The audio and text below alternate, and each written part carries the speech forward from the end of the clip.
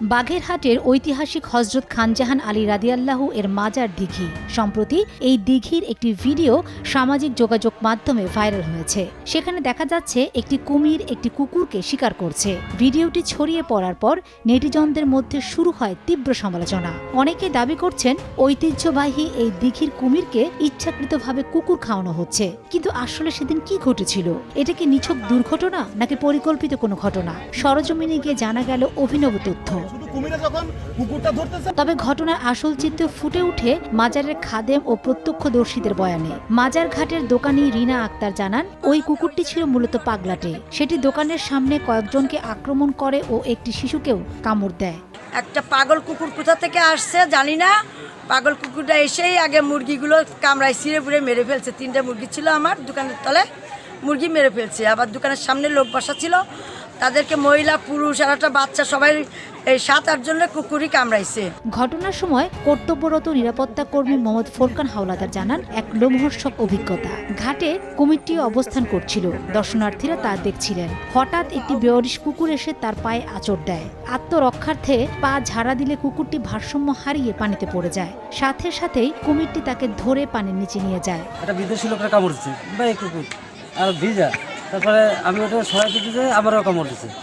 কামড় দিলে পরে কুমিরে সিঁড়ি করা পড়েছে, কুমিরে টেনে নিয়ে গেছে। খানজাহান আলী মাজারের দিঘির কুমির ও হচ্ছে ডিম পাড়ছে এই পূর্ণিমাতে।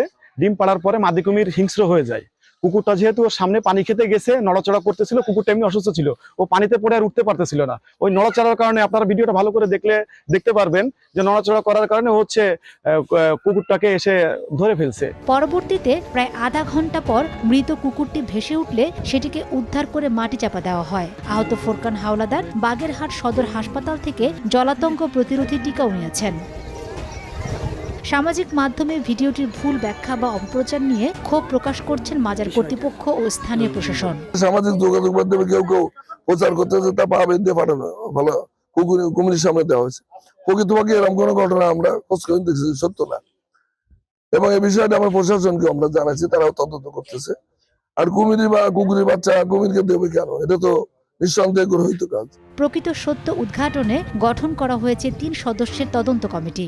যারা খাদেম এবং এই মাজারের যারা দেখাশোনার দায়িত্বে আছেন তাদেরকে আমরা নির্দেশনাও দিয়েছি যেন কোনো জীবন্ত প্রাণী এই দিঘিতে না ফেলা হয় কুমিরের খাবার হিসেবে, এবং এই বিষয়ে যেন তারা সতর্ক থাকেন। আমরা এই বিষয়টি তদন্ত করে দেখছি। প্রাথমিক তথ্যে এটি একটি আকস্মিক দুর্ঘটনা মনে হলেও তদন্ত কমিটির প্রতিবেদনের পরই মিলবে চূড়ান্ত ব্যাখ্যা। তবে সস্তা প্রচারণার উদ্দেশ্যে কোনো ধর্মীয় বা ঐতিহাসিক স্থানের বিষয়ে বিভ্রান্ত না ছড়াতে অনুরোধ জানিয়েছেন সংশ্লিষ্টরা। সময় সংবাদ, বাগেরহাট।